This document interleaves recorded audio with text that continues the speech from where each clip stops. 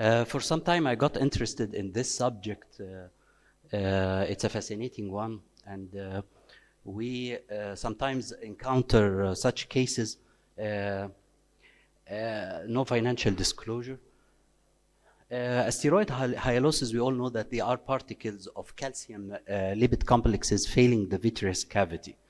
And asteroid hyalosis by itself doesn't cause usually visual disturbances or diminution of vision.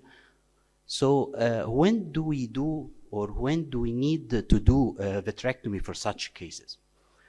Sometimes we get a case that it has a very dense asteroid hyalosis and by itself without any secondary pathology associated causing diminution of vision. This is an indication for vitrectomy. However, more commonly that there is a second pathology that's causing the diminution of vision, and we have dense asteroid hyalosis that obscures dealing or management with this pressure. This is the famous example is the PDR, where you need to do good PRB or vitrectomy, and asteroid hyalosis is blocking the visualization. And we all know that peeling of the posterior hyaloid is a crucial step in vitrectomy. Vitreous in asteroid hyalosis is quite different than in normal cases. We have much lower prevalence and incidence of vitreous liquefaction, and at the same time, we have a lower prevalence of PVD. In fact, total PVD is an extremely rare encounter in asteroid hyalosis. And sometimes you get a B scan like the one we is showing here with the red arrows pointing and suggesting a total PVD. However, this is equilucent space that lies between the very equidense particles of asteroid hyalosis and the global wall doesn't represent total PVD. So please be very skeptical if an echo if an ultrasound report says there is a total PVD in asteroid hyalosis, or you see a scan like this with an equilucent area. This area is just devoid of the particles of asteroid hyalosis. On the other hand, there is more strong anomalous vitreoretinal attachments to the underlying structures, and you have to keep in mind that vitreous cases is very common. So I will present two cases of vitrectomy asteroid hyalosis. The first case presented to me was a 60-year-old gentleman. As you can see, very dense asteroid hyalosis obscuring visualization of the posterior bole. And as I told you, I was skeptical about the report of total PVD. So I had to do vitrectomy for this patient because it is affecting the vision, and proceeding with the core vitrectomy as usual. There is no problem. Those are the particles highlighting actually the vitreous, and injection of Kenacort in order to visualize the posterior bole. And as we can see here, there's a total attachment of the posterior hyaloid. There is no PVD. And it's really hard. Several attempts to peel the posterior hyaloid over the disc was a failure. It took me some time and to create a hole in the posterior hyaloid using a Thanos scraper, then elevating the hyaloid with the occutome high suction, and you can see here the nice spreading wave of the posterior hyaloid up to the periphery. And completing vitrectomy, going to the periphery in order to complete vitrectomy, shave the posterior bole, I was faced with multiple breaks, obviously because of the anomalous vitreoretinal attachment and the peeling.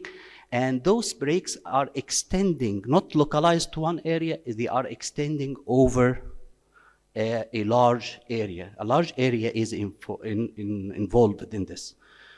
So this kept me with doing endo laser, as you can see here, and with the take-home message that you never take those cases for granted, because we sometimes fall into the trap of thinking it's a straightforward case. It ends up you face with surprise.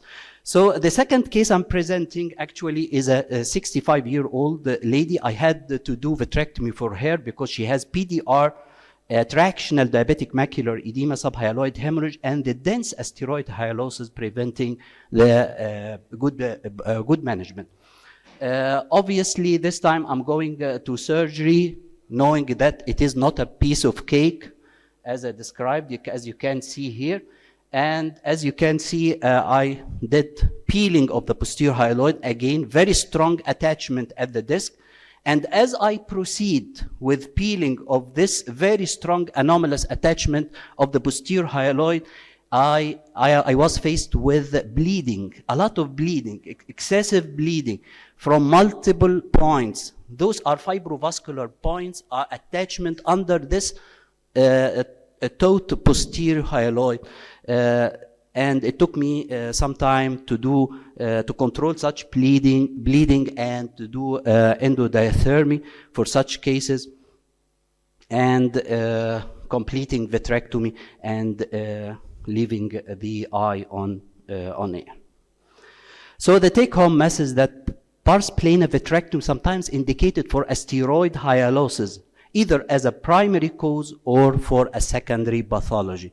Sometimes you have to do vitrectomy for those cases, but one has to be cautious for peeling the posterior hyaloid in asteroid hyalosis. And my experience with those cases, you are, especially in primary cases, you are better off not doing peeling of the posterior hyaloids, because, as I said, those cases are not straightforward cases, as you sometimes fall in the trap of thinking so. Thank you very much. Your technique is wonderful, Dr. Muhammad Awadallah. And you didn't go far, because for me, I had a negative experience in 2 cases of asteroid hyalosis, where I thought that just performing a core vitrectomy, a light vitrectomy in the case, would do the thing and you would get done and everything is fine. But it happened that in 2 cases, that 1 month after the surgery, rhegmatogenous retinal detachment, and when I entered again to perform a redo and I injected triamcinolone, I found vitreous cases, that there is another layer of posterior hyaloid, and that the periphery, there is an anomalous vitreoretinal adhesion in the periphery. So we thank you for your technique, because you elaborated the right way to perform the surgery and to make it easier for everybody who didn't experience it yet and didn't pay the price like. Thank you, Dr. Wyatt, very much for your comment. Yes, please. So I think your middle query about PVD has been discussed and all that, whenever possible. So the idea would be, and the take-home message would be, whenever possible, go for it and use Kenacort and do the PVD. So in the second case, did you use any anti-VEGF beforehand, or would you now go for that? Yes, sir. Actually, I did. 5 days before the surgery, I did inject anti-VEGF. But the problem, you know what, is those fibrovascular proliferation, I think they are kept very strongly and checked under this very strong attachment, anomalous attachment. We are all we all know that those fibrovascular membranes, they go through the vitreous and they proliferate on the surface. This is not the case in case of asteroid hyalosis. They are kept somewhat dormant under this very tight anomalous attachment. So whenever you start peeling the posterior hyaloid, then you encounter a lot of bleeding from some different points, and those are actually flat with the surface. They are just leak. It's just like leaking from so many points. So this was a kind of message of warning of doing those cases. This is a straightforward case, just straight diabetic vitrectomy. But whenever you have asteroid hyalosis, you have to be cautious. Thank you. Excuse me, I have another question. Do you use routinely OCT for studying the macula? I have found a few patients that OCT maybe can give you an image of how is the anatomy, and I had one patient that I have with dense hyalosis, and performing the vitrectomy, I found a very thick epiretinal membrane that I didn't realize it was there because I couldn't see anything. Do you perform them routinely? Yes, thank you for your comment. Actually, OCT is a very useful tool to demonstrate the pathology in such cases and in other cases. As for the second case I mentioned, the OCT, we couldn't manage to go through the asteroid hyalosis and do the OCT, and this is where we got the tractional diabetic macular edema, and I thought we have to go on for vitrectomy for this case in order for the macular edema to resolve. This could be also like an anomalous attachment of the macular bursa in those cases where you get very strong attachment and traction where you get the diabetic macular edema. So anyway, you have to do vitrectomy for those cases. Otherwise, for primary cases, in comparison, I'm always, lazy about doing vitrectomy in those cases until I make very, very sure that the asteroid hyalosis is the cause of diminution of vision. In this case, I just do core vitrectomy and I don't go for peeling the posterior hyaloid.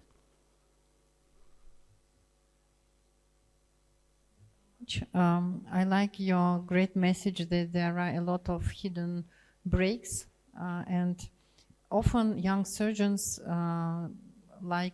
start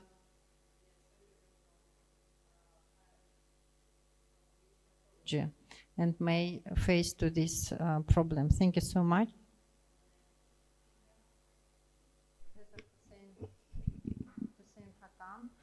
And the presentation is about pearls to peel.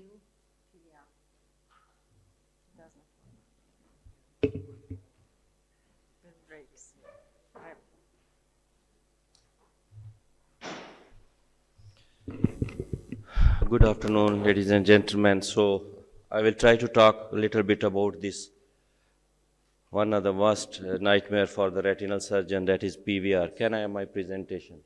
So actually he gets delay only on my presentation, so don't worry about him.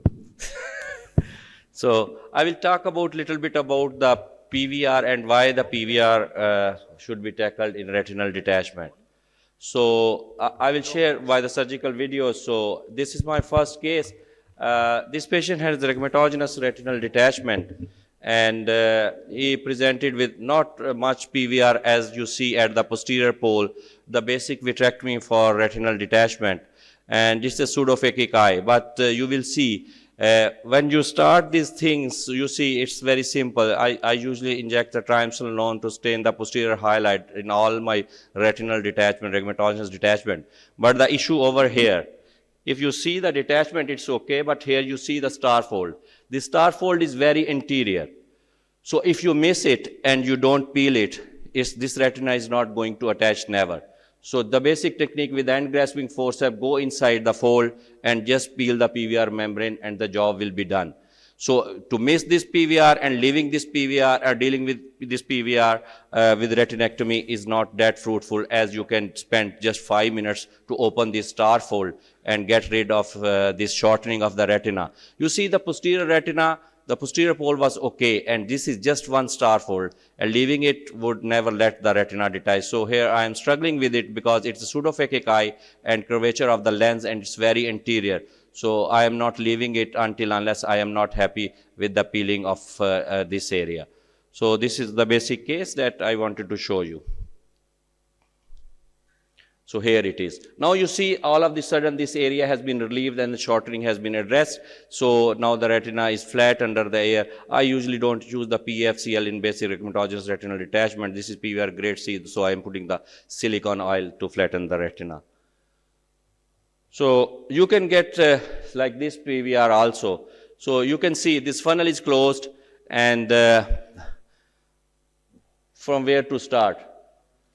No disc is visible, all the retina is shrunken like a closed funnel. So it's sometimes very tricky, but I was lucky in this case that I got most of this case that has got the posterior PVR, not the much anterior. It is always easy to tackle the posterior PVR rather the anterior one. So posterior PVR, whatever it is, so end grasping forceps, I am trying to open this funnel. So I am lifting it, I can lift the retina up to the lens. So you can see it's not letting me. So I got a little bit hole here, hole not in the retina but in the PVR membrane. So now I relieve, so I will get a little bit space inside here. So I will now try to inject the PFCL. I am injecting the PFCL here. And now you see how much thick membrane it is.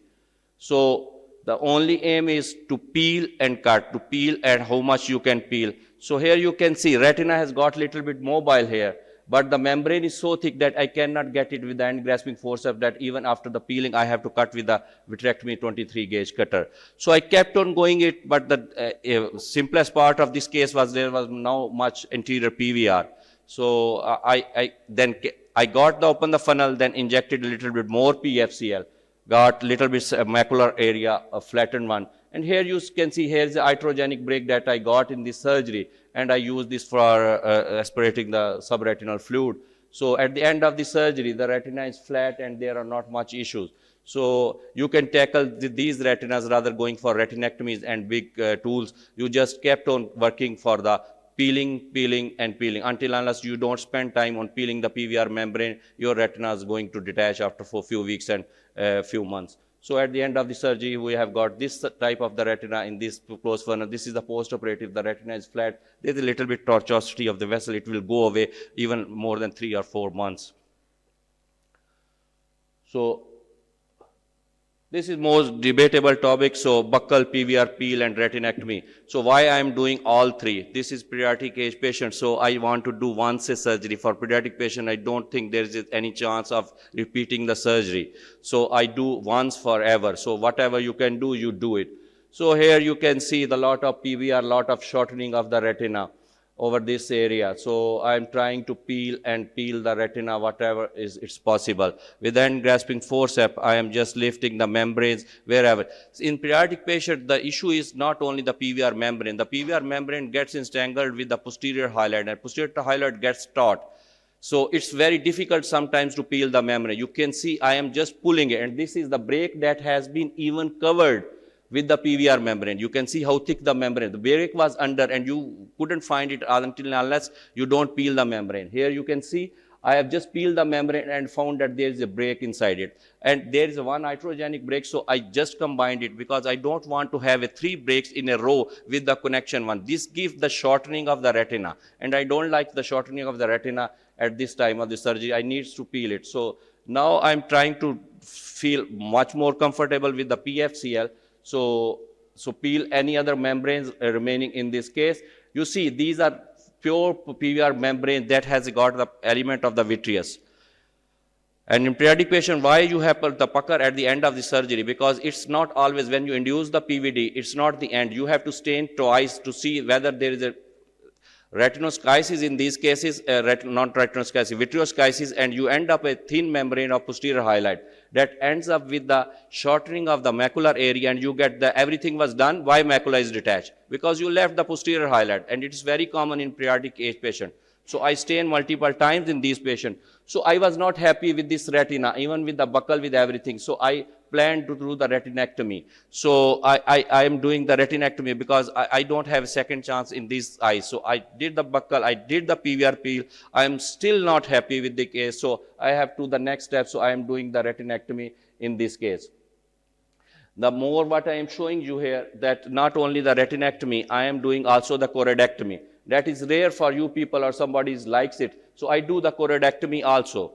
Why I do the choroidectomy? This is very debatable, and I love this technique because I have a minimum PVR proliferation after this choroidectomy. So I am removing the choroid in the Baer's choroid area where I did the retinectomy. So by this I get less PVR, less RP. So I am just removing the choroid in that area, and you will see. So at the end of the surgery, we will have flat, nice, relaxed retina and nothing issue. So here you see retinectomy, choroidectomy, everything is done. PVR membrane has been peeled twice, thrice, and now a buccal has been done. So this is all what I can do for pediatric patient with this kind of pathology. So I'm just shaving with the cutter the choroid. I mean, you don't need special tools as any spatula, anything. You can do it with the cutter, just lace it and do it. So I'm now doing the laser to the inferior retinectomy. You can see laser uptake is good, little bit hemorrhage, but it stays over there, little bit choroid can ooze, but I don't want to do the laser over the choroid area. Then PFC, silicone oil, 5,000 centistrokes has been injected in this case. So this is sort of it.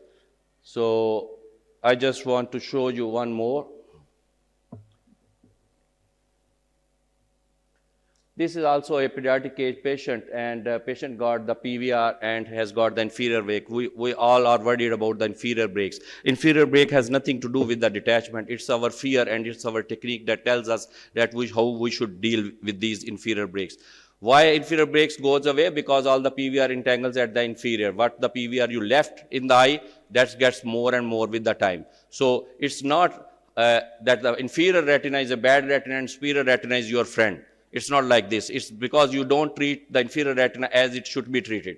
You are treating it like it's like posterior pole or the superior retina. So behave and treat it like inferior retina. So here I am removing just the vitreous over the retina area, and retina is not much shortened in this case, rather having a large inferior brake. So I put the buckle to entangle this one, and this large inferior brake has been cleared from the vitreous,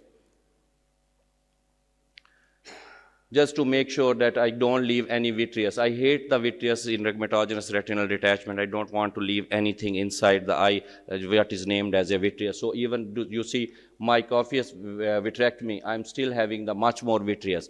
So I love to use triamcinolone. Many people say it's not good, whatever it is, but I am doing from last 15 years and everything is fine with the triamcinolone. Here you see even posterior highlight was there, so I'm just lifting and pulling it with it. Even I get very fine view to peel the PVR membrane from the posterior and anterior also.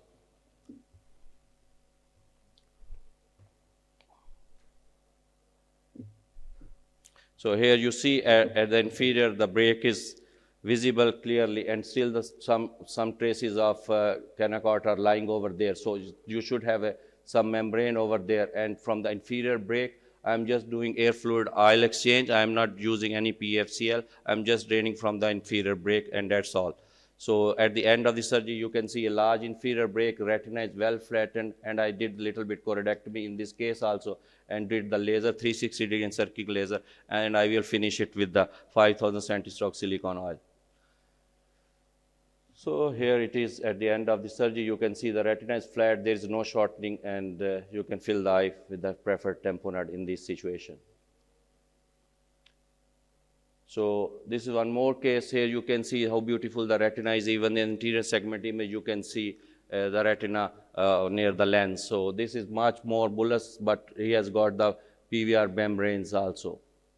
These are preoperative images of the patient. So as I go with the surgery, I will just give you a little description in this case. So here you can see the patient got not totally closed funnel, but I am not much afraid of these cases when they have a closed posterior funnel. I mostly have a fear of having anterior PVR because I don't like the anterior PVR. Anterior PVR is very bad PVR among the PVR's family. So here it is a posterior PVR, so I'm not much worried about this case. This case will better do.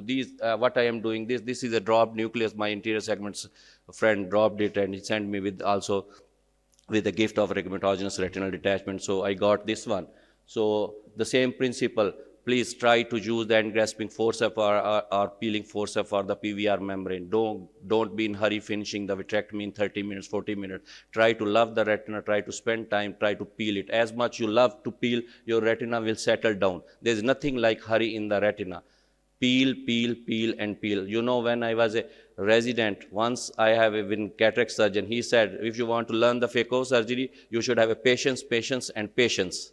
Now I say, well, if you want to become a good rheumatologist, retinal detachment, retinal surgeon, you should peel, peel, peel, and peel unless you get tired, and it should be a last surgery of like this, so you can get a good sleep after this one.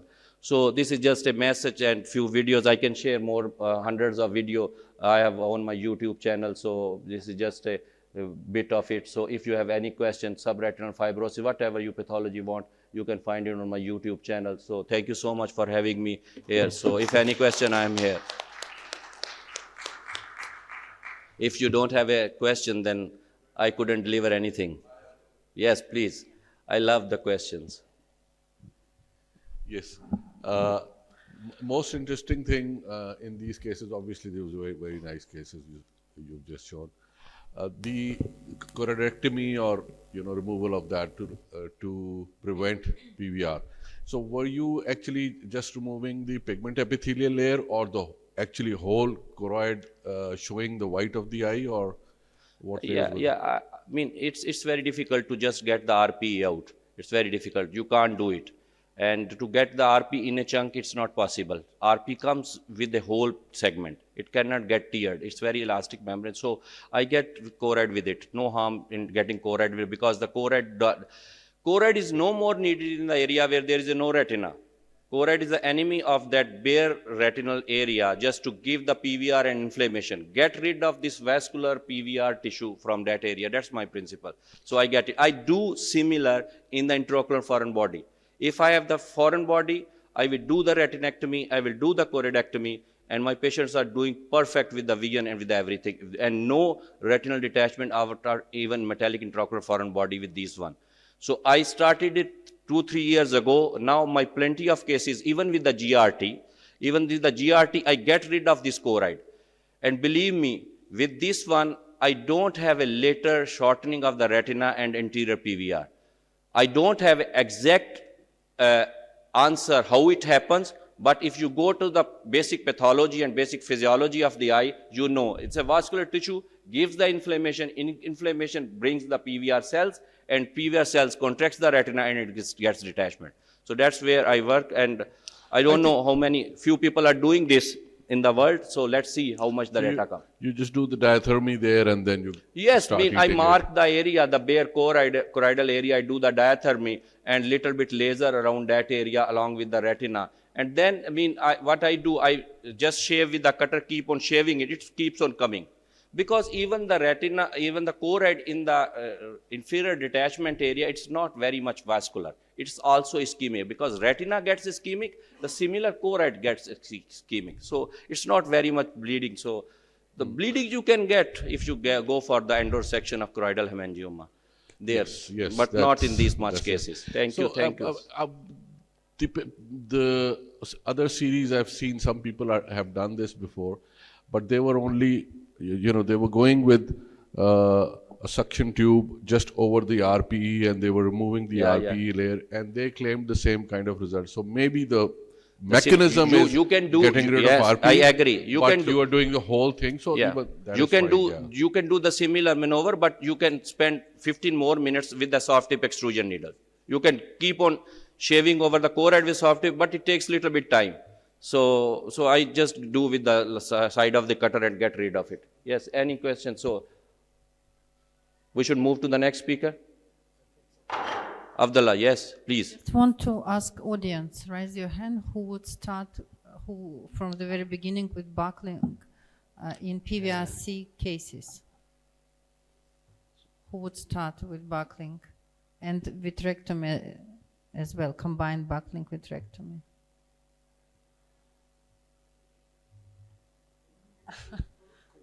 Combine, yeah, PVR, stage C case, buckling vitrectomy, okay. So can I give a comment on this? It's not like this that PVR grade C and it's a complicated detachment, you should do the buckle or you shouldn't do the buckle. My preference is different. If I have a posterior PVR, I will never do the buckle. If I have an anterior PVR, then I will do the buckle only. Not for the posterior PVR. Whatever the shortening, I showed you the cases where there is a funnel close. I didn't do the buckle. But where there is anterior PVR, I cannot get rid of that anterior PVR even with my retinectomy. Retina is shortened. The linen of my coat is shortened. I cannot stretch it. It will tear away. You understand this phenomena. So this is the way. Only anterior PVR, I will do the buckle and vitrectomy. If there is no anterior PVR, no buckle, never. Why to harm the conjunctiva? Conjunctiva is sacred thing for the retinal surgeon. I need it for next many years from the patient. Thank you, Dr. Hussein, for a very nice representation of the PVR surgeries. Just going on with your concept, peel. In PVR, there is two things that might makes every surgeon's life easier. I find the use of dual blue that stains the surface, and you get much of insight where places where you can find remnants of the membrane. Also, I would personally, in such cases, I peel also the ILM, because peeling the ILM remove this scaffold, and sometimes you get recurrent PVR that stops short of the central area, which is the most important. Thank you very much. Yes, I agree. Yes, I would love to peel the PVR in the macular area and in the area where it is much shortening of the retina. But I usually very conservative retinal surgeon and spending more time on the peeling, so I get tired at till the end, till the ILM. But when I have a posterior PVR, I definitely would love to peel the ILM. I have the few videos where I peel the ILM, but I don't want to show. It's a simple in dermatogenous retinal detachment. I'm done. Yep. You need me here more. Done. Thank you so much. Thank you.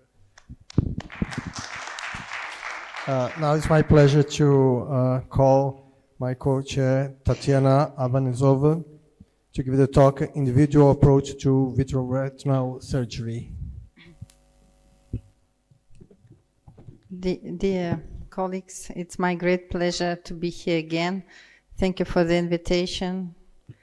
I'm proud to be the part of this meeting. My talk, let's go from challenging cases to fresh retinal detachment. My talk is about not only anatomical result, but we should provide our patient with fresh retinal detachment, the good refractive result also. And now, after the long history of vitrectomy, we have the approach of combination phaco-vitrectomy, or at the same time the surgery that we should decide what the first vitrectomy and phaco after, or combined method. And the advantages and disadvantages are well known. I want to share with you some thoughts. The surgical PACRS is the ability to perform effective combination of phaco-vitrectomy or sequential surgery. Depends on understanding the significance of each step. And the refraction and biometry should be carefully evaluated prior to surgery. A thorough discussion regarding refractive outcomes should be undertaken prior to surgery to minimize unrealistic expectation. I would show you 3 cases. This is the first case. Please look at the, you cannot see the spot. This is young female, 45-year-old. She has early cataract. Also she has myopia high degree and astigmatism minus 5.25 degree. And usually it's free for this kind of patient. If I operate them in public hospital, it's free for them to make phaco and vitrectomy at the same time. If we separate it, the patient should pay for phaco when this patient has another surgery. At the same time, we have the only aspherical lenses for free surgery. If we change the lens and put a spherical, not toric lens, this patient would have less visual acuity if she might have, if we put toric IOL. So we decide to separate surgery to make vitrectomy at first.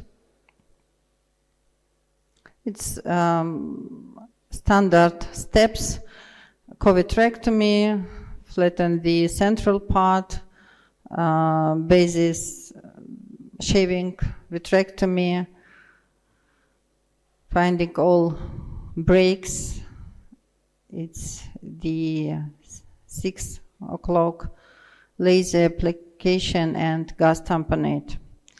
Her visual acuity is good, 0.7, and we decided not to do anything, and in 1 year she got the cataract, and we changed the lens to toric lens. And now she has her, after that we changed the lens of her fellow eye, and she've never had this kind of visual acuity even before retinal detachment. Another case, my lovely case, this is the woman, 51-year-old, fovea on, superior fresh retinal detachment, phakic eye. She has also astigmatism.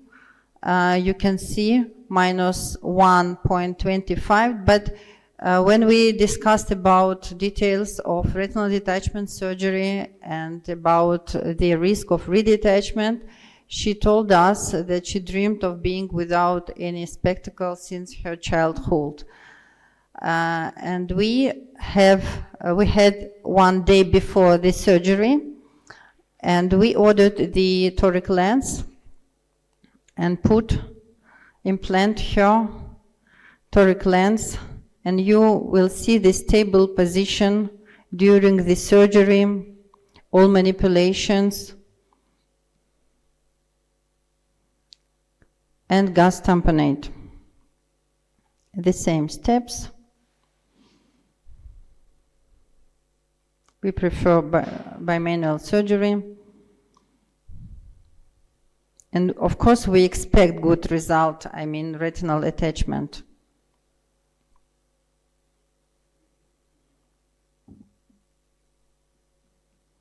A lot of manipulations. Suturing, it also may cause some astigmatism, but the position of IOL is stable. And she's happy, she was happy, her visual acuity is 0.100%, and we are going to change the lens of her fellow eye. In other case, it's our colleague, he is dentist, he came to us with fresh retinal detachment, it's fovea on but macula off, and we have no time to order toric IOL. He also had a cataract, at the same time astigmatism and the femto LASIK before. So we need to calculate carefully to put correct lens. We decided to do vitrectomy, and after vitrectomy the retina was attached, it was gas tamponade, the visual acuity with cylindric correction was 0.6, and 1 week after phaco, the second step of the surgery, we changed the lens into toric lens, the toric IOL, and you can see it was his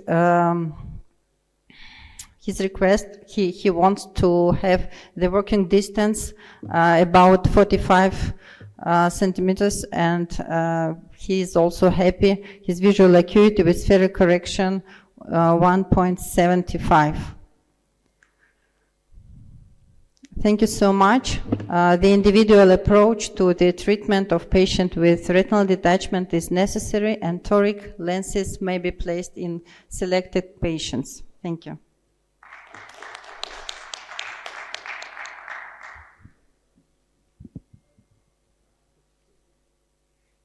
All right, thank you. I think we'll leave for the Q&A session.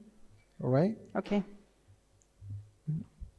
So our next speaker is Shanala Jen, sclerobuckling, tips and tricks.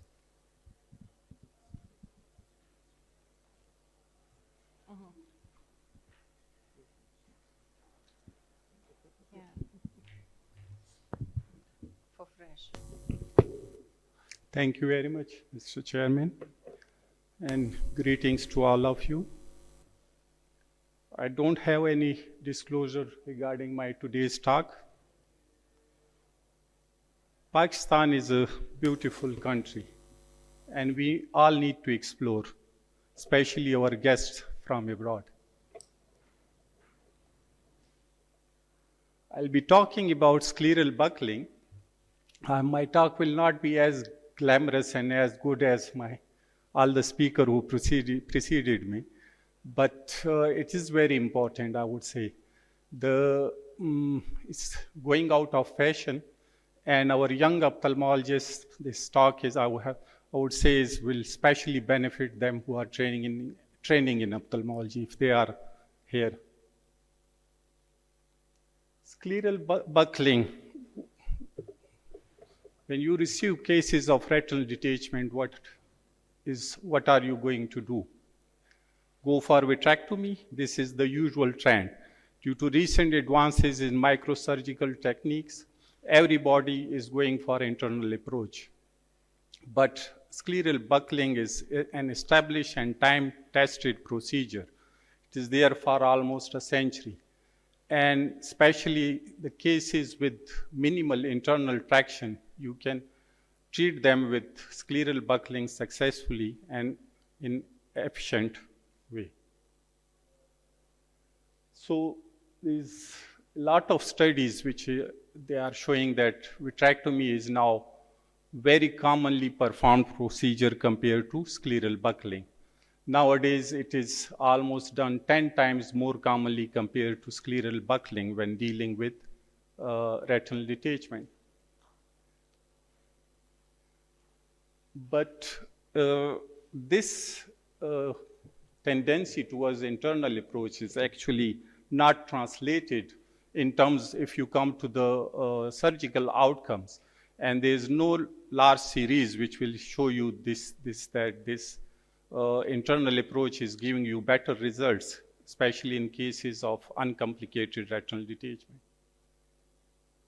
So there are certain statements usually made regarding buckling surgery that the success rate is lower, the secondary interventions are more frequently needed, there is highly induced astigmatism after buckling, it has high incidence of complication, the PVR is higher after buckling surgery, and the choice of initial treatment does not make difference in failure outcome.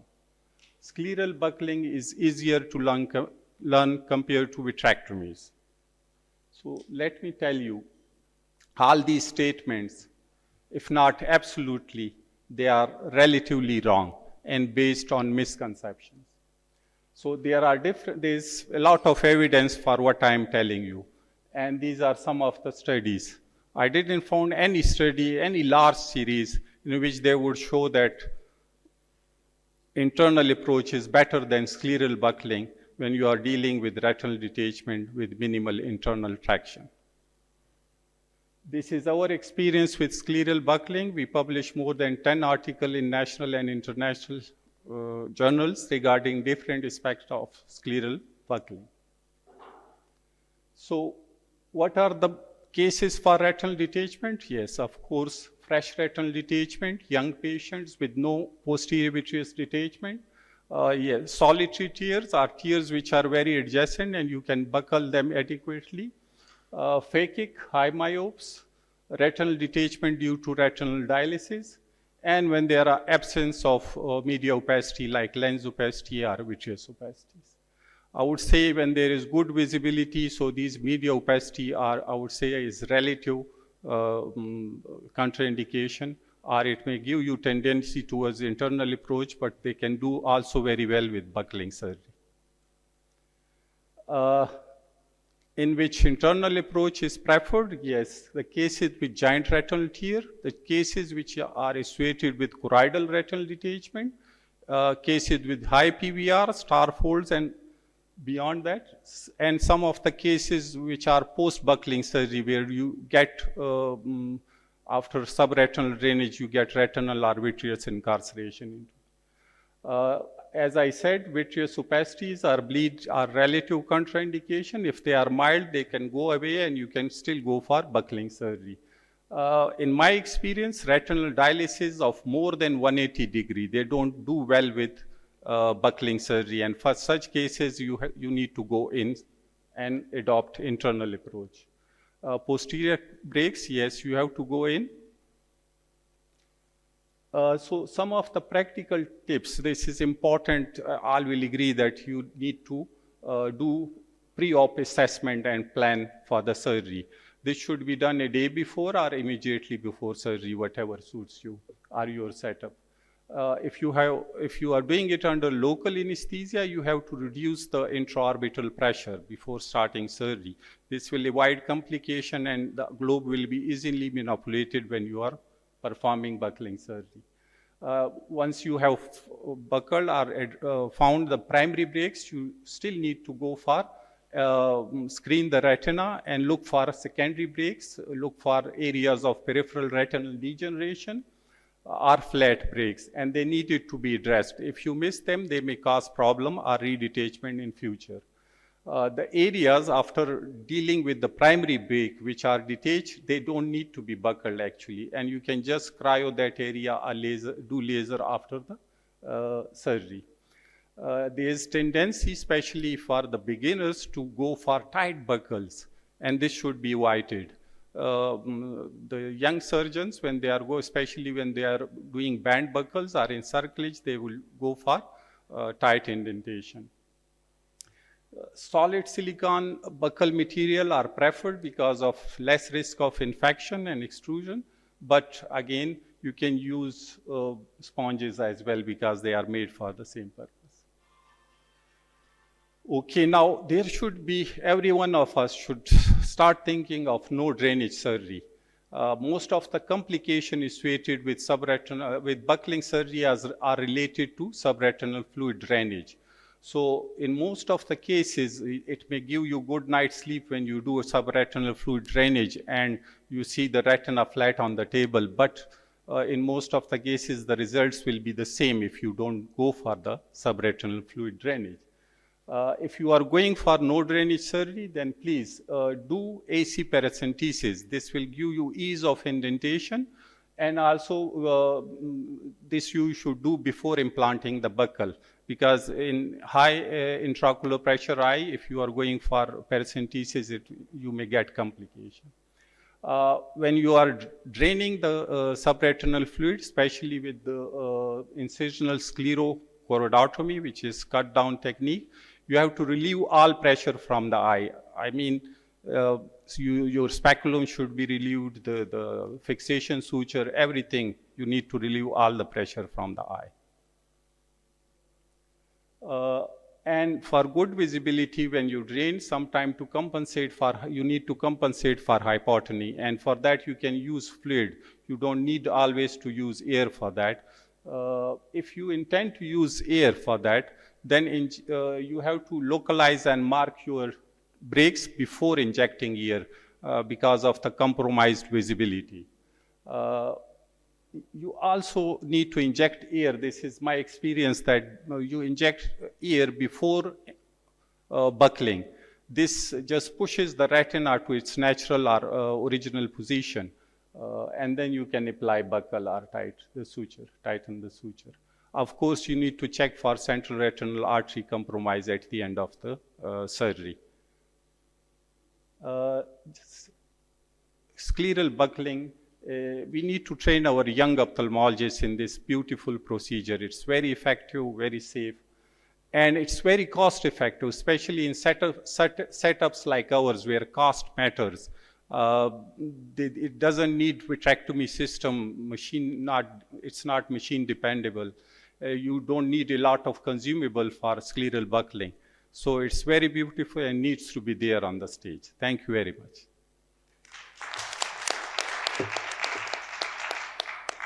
If there are any questions, please feel. I believe in many countries, in many services, they are not teaching scleral buckling for the young ophthalmologists. They go directly to vitrectomy.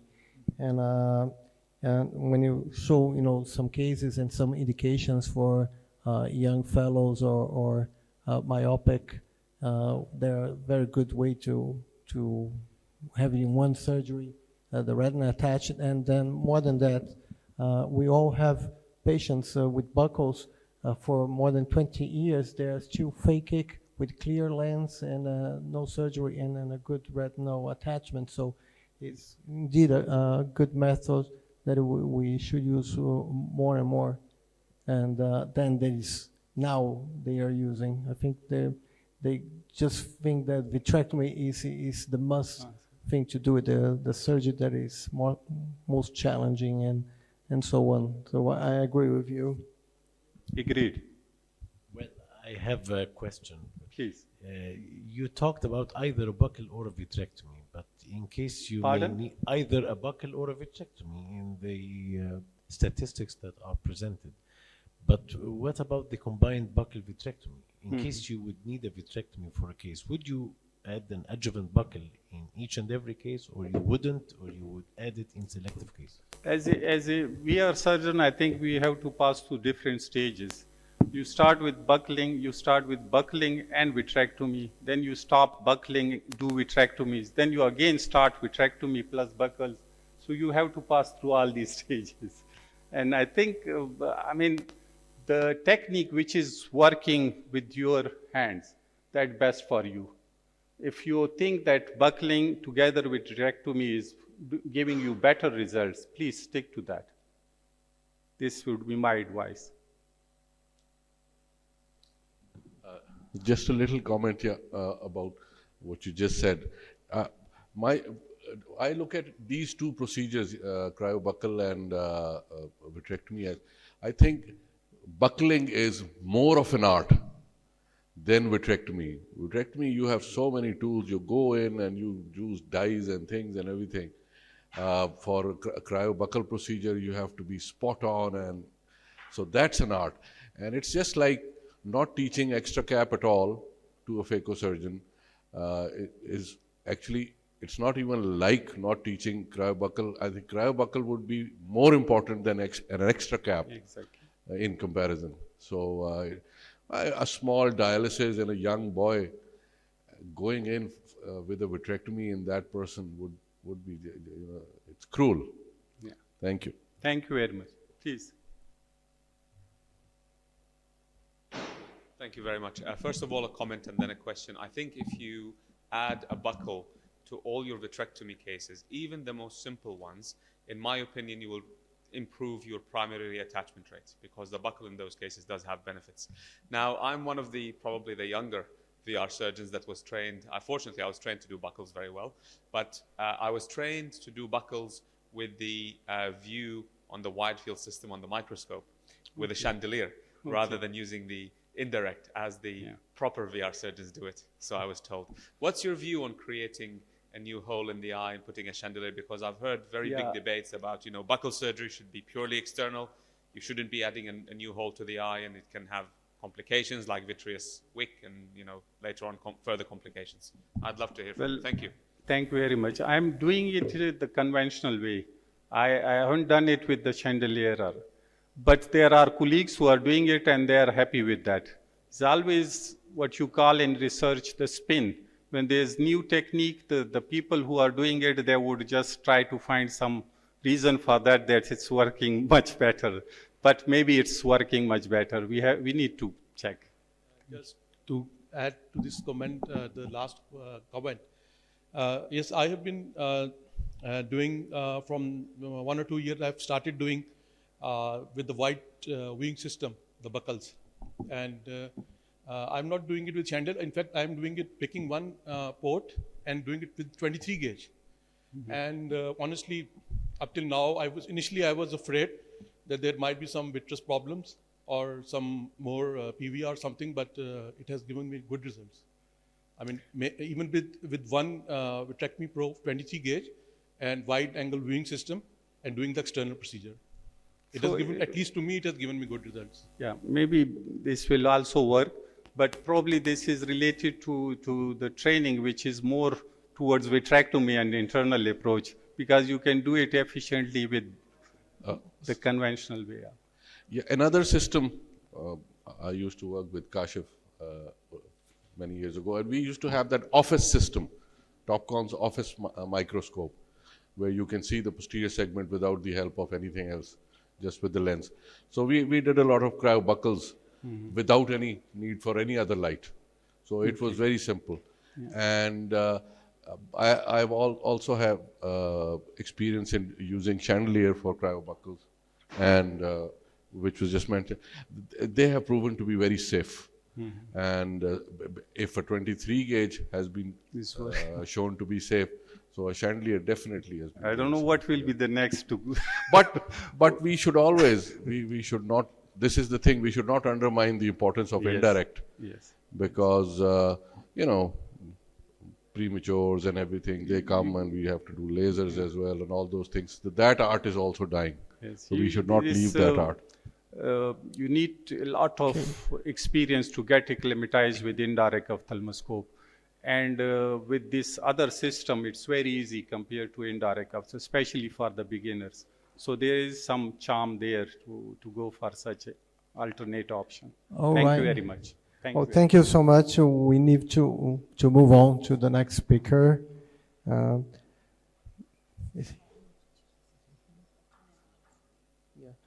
I think our next speaker is Valomir. Slavomir Chizhevsky, please. Reasons why we fail after retinal detachment surgery.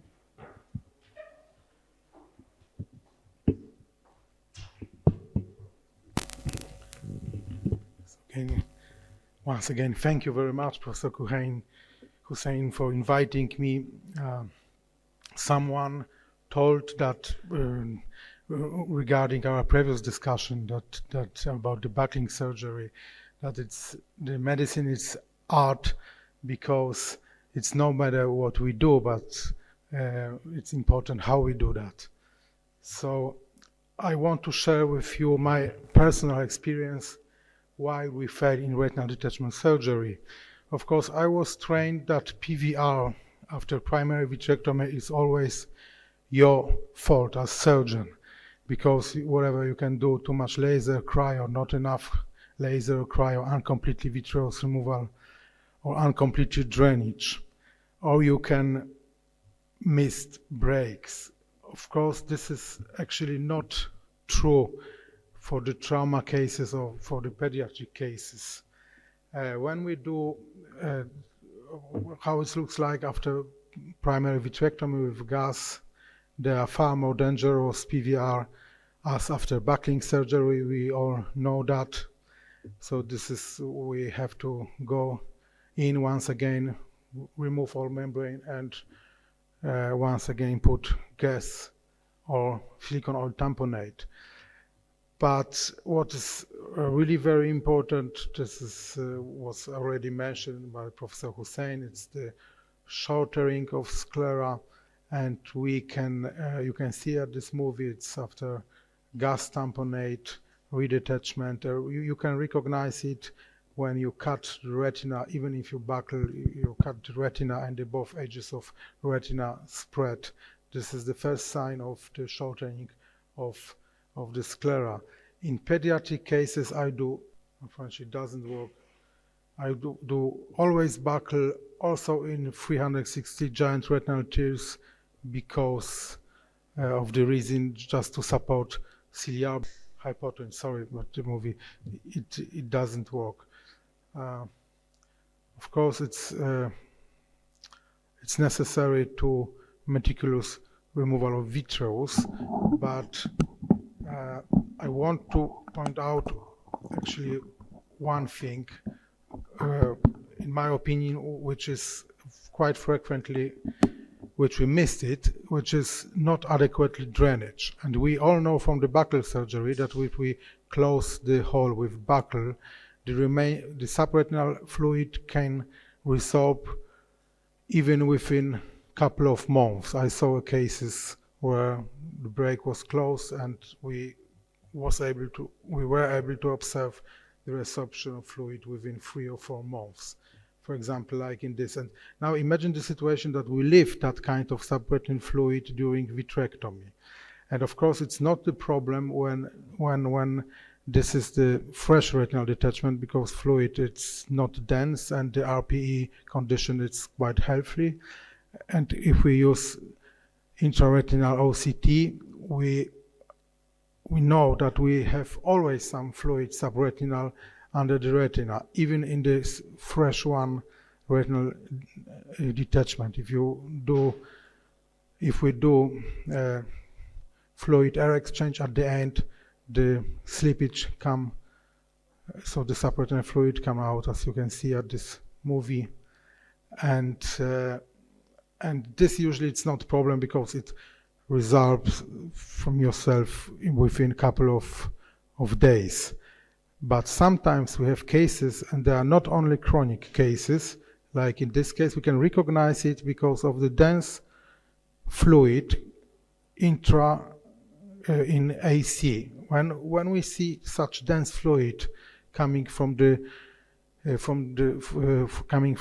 behind of the pupil, we can also suspect the same kind of fluid under the retina. So this is a case which I do usually with combined surgery with Tassignon lens. And now it comes vitreoretinal part, the small breaks, and just routinely vitrectomy, put in PFCL, and when we put in PFCL, you can even recognize that under PFCL it's a very shallow fluid. So it means that we are not able to drain completely, even if we feel completely eye with the PFCL. So, it looks almost the same at the end as in the fresh retinal detachment. The difference is only that this kind of fluid can resorb, for example, 1 or 2 weeks. So definitely much longer than the laser spots, that the laser scars need to be just than the laser scars. So from that reason, we should remember about the shortening of retina, and that the dense fluid might not resorb as quickly as we desired, and maybe this is the reason why we should dilute it with the subretinal injection and with the prolonged vitrectomy. Thank you very much.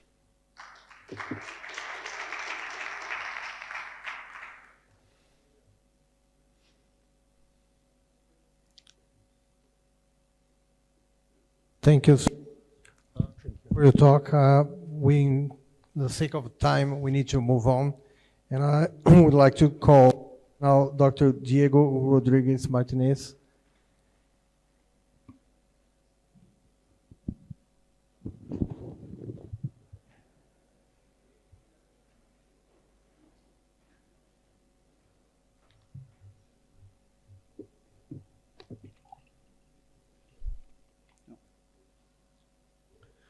Well, thank you, the organizing committee, for the invitation. I want to talk about this rare entity called chorioretinitis scleroticaria and retinal detachment. So these are my financial disclosure, not relevant for this case. The first description of this entity were made in this year, 1882. But later on, this was given the name chorioretinitis plastica scleroticaria, because initially they were thinking that it was an inflammatory process involved in the genesis of this disease.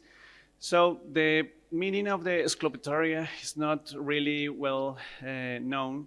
Some authors, they say that it means an Italian hat gun, cum sclopedum, and others, they think that there's for an ancient English verb called sclo, that means scratch, pull, or tear. So this is the typical image of retinitis, chorioretinitis scleroticaria, where you see many hemorrhages and some changes subretinal. And we can define this disease as a kind of choroidal rupture and retinal damage from a high momentum energy trauma, usually projectiles, caused by the shock wave, but without involving or breaking the ocular walls. So it's a non-penetrating ocular trauma. So typically, the chorioretinitis globetaria was not related to retinal detachment. And that was a misconception during many years. And why doesn't they correlate? Because in this disease, you can have a retraction of the choroid and the retina as a single unit, and they made a gliosis, and there's no fluid, so it cannot be detached. Another reason is that usually this disease has the posterior hyaloid intact over the lesion, because the majority of patients, they're young patients with deformed vitreous and no PVD. But recently, there are many descriptions that the association of these two diseases, and I want to share you two cases that I have in the clinic. So the first one is one patient with a rubber bullet during social protest in my country, and there was no rupture of the globe, but the rubber was one side to the eye, but no break in the wall. The other case was a patient who suffered a robbery attempt, and he was injured with a plastic gun, and in the ultrasound it shows apparently a choroidal hemorrhage, but there was no clear about that. They report to a more vitreous hemorrhage, and that's it. So let's see. In the first video, you can see the rubber bullet case. So there's dense vitreous hemorrhage and a complete retinal detachment with some blood behind the retina, difficult to peel. And in the area of the impact, there was many gliosis, many fibrosis. Under air, we perform a relaxing retinectomy. And finally, we give laser and leave under silicone oil.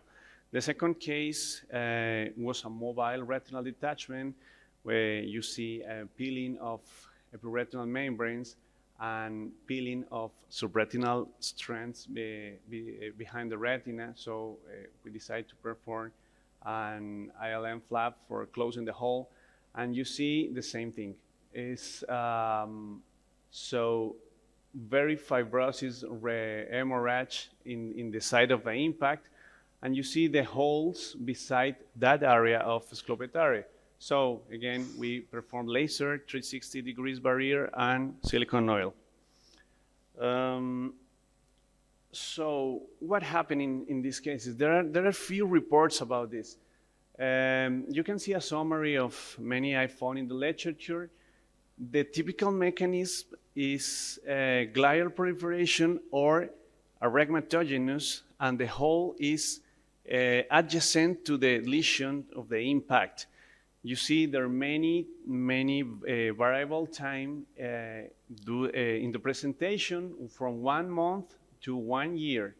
So we have to take care of this patient and be an eye on it and follow them for a long time. So this is retinal detachment is a rare manifestation in a rare disease, but can be present from weeks to months posterior to the trauma. So in these cases, I found that we don't have to trust completely in the ultrasound, because at the beginning, there's high reflectivity of them, and you cannot see if there is or not a retinal detachment, so be aware of that. Serial ultrasound could be an option to follow up this patient, And usually the final visual acuity not be good if the macula is compromised, but could be worse if we do not detect the retinal detachment associated. Thank you very much.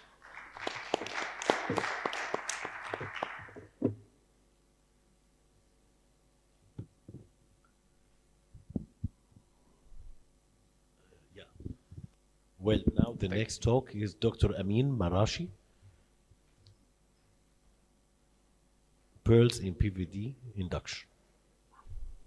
Hello everyone, I'm going to talk about the posterior vitreous detachment, how we induce it in several cases of vitrectomy. I think PVD induction is one of the most important steps in VR surgery. So the principle usually is to approach the optic disc at the nasal side and to do occlusion of the posterior cortical hyaloid and lift the posterior cortical vitreous. But this is not always the case, as in this case. You can see I attempted to detach the posterior cortical hyaloid, but I only successfully detached it at the nasal and partially at the inferior. But attempting at the temporal side, I couldn't detach it. So what I did instead, I went with the ILM forceps and lifted the posterior cortical hyaloid as depicted and seen here. And here I created a hole inside the posterior cortical hyaloid so I can lift the posterior cortical hyaloid, as you can see.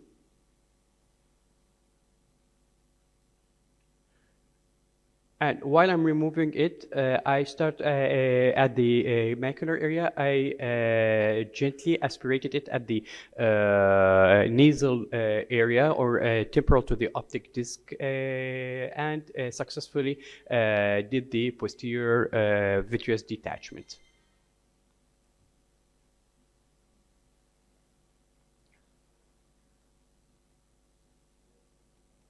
What about diabetic patients? Diabetic patients, in order to induce PVD, it's a totally different strategy.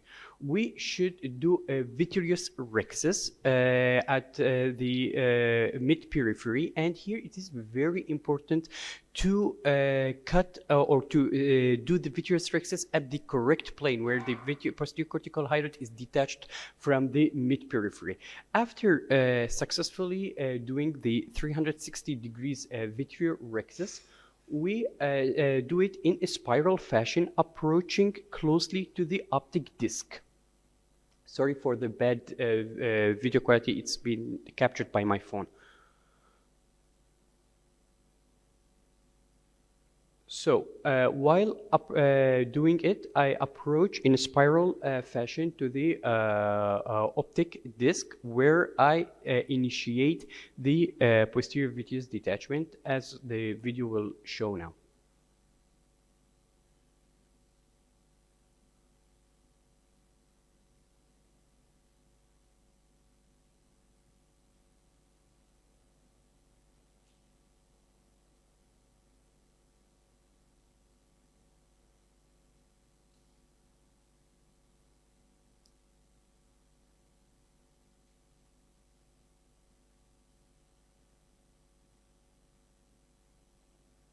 Slowly and freeing all the vitreous strands and attachment around the posterior cortical hyaloid around the optic disc.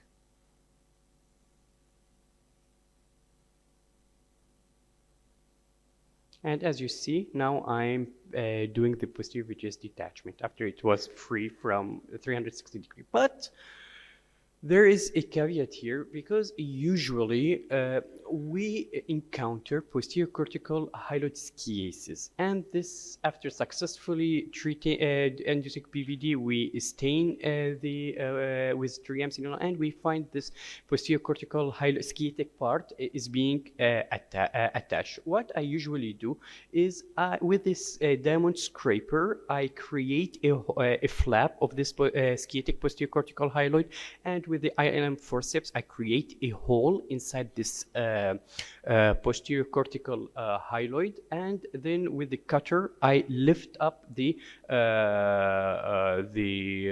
posterior cortical hyaloid. And this being done, usually I do this maneuver a bit in the periphery, far from the macula.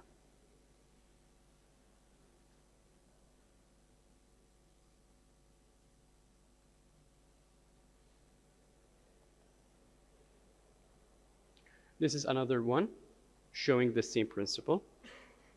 And as you notice, I try my best to be at the peripheral part.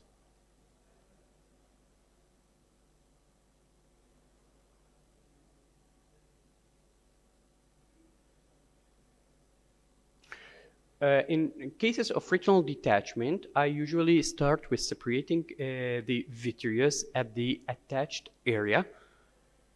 Then, after making sure that the attached area is free from vitreous, I go to the optic disc and I induce the posterior or induce the PVD in both the posterior pole and at the attached area.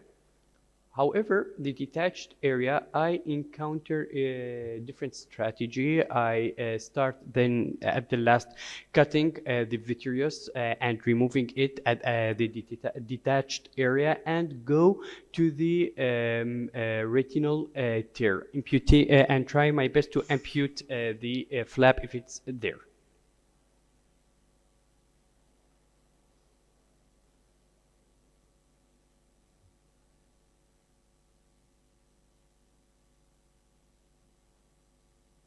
And it is very important to remove all the vitreous from the primary retinal break up to the ora serrata. This area should be clear from vitreous and any vitreous tractions.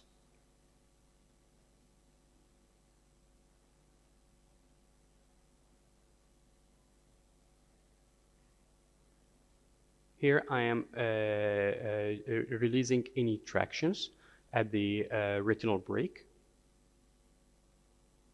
And by cutting or amputating the flap itself, you will ensure that no traction is there. Even though I always stain with tergamsine alone, especially in those cases, and I always get surprised, even I thoroughly remove vitreous, I always find some tractions, which I address immediately and removing them. Because in my opinion, this is the key to success in retinal detachment surgery, is to remove all the tractions at the retinal breaks. After everything is released, I am amputating the flap. Thank you very much.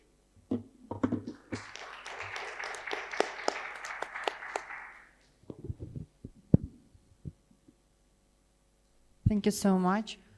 I like this topic about PVD. I think if we know the approach to PVD induction, we just have deep knowledge about pathological mechanism of almost every vitreoretinal disease, except maybe diabetic retinopathy. It's the main reason of almost every pathology. Our last speaker,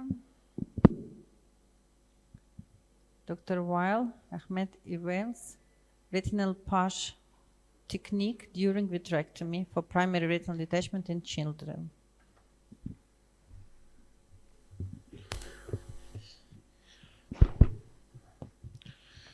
Hello, good afternoon.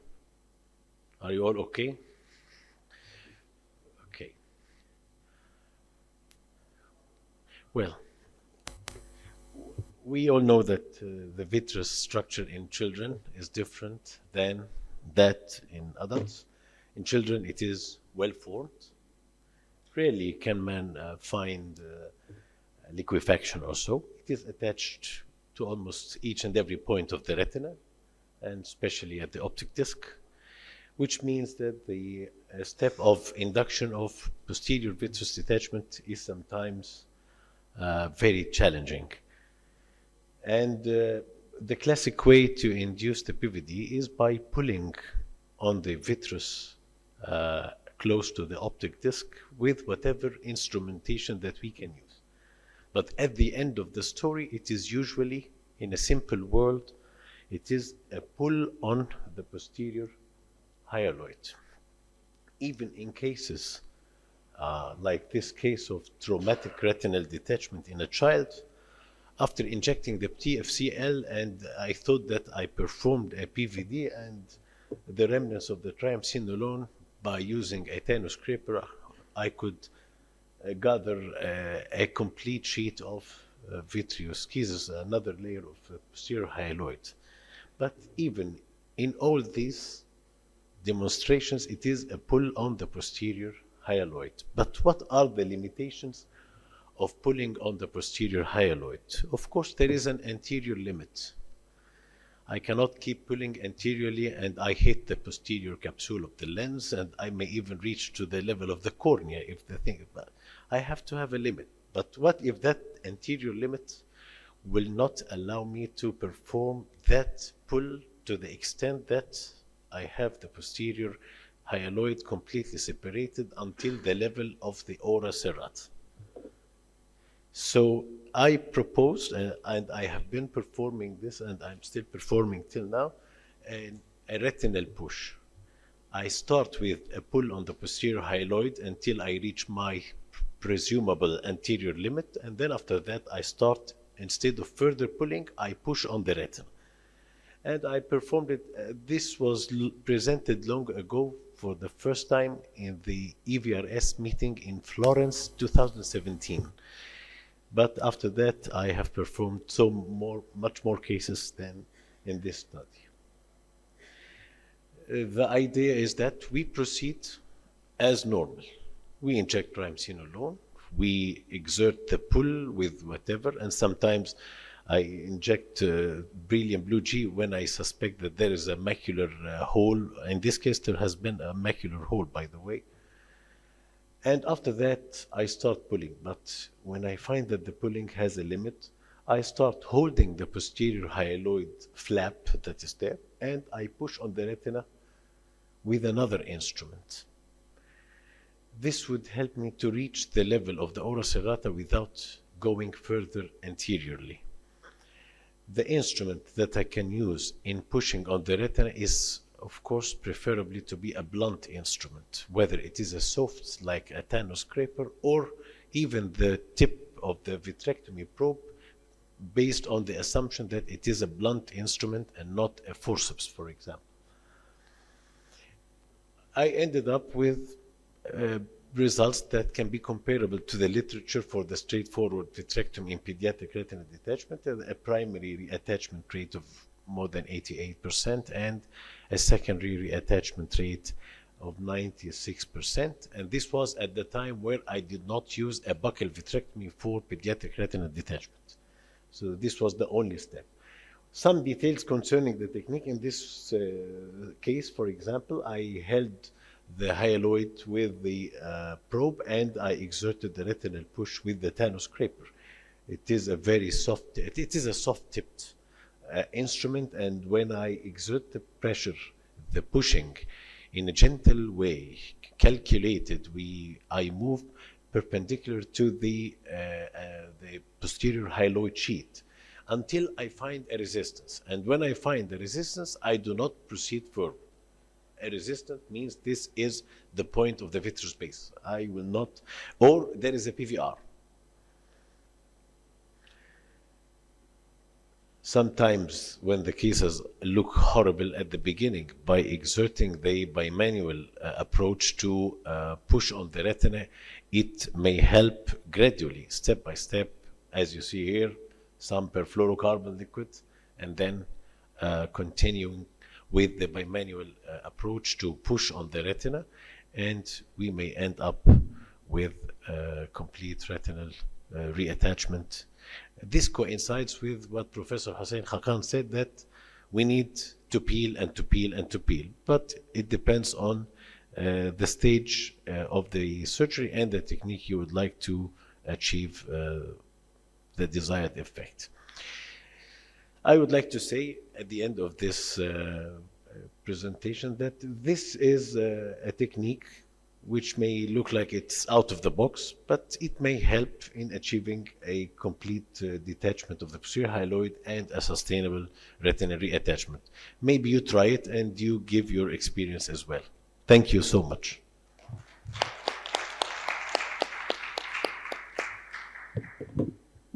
Well, thank you for your presentation and for all the speakers. And with that, we end the session for a short break. Okay, thank you.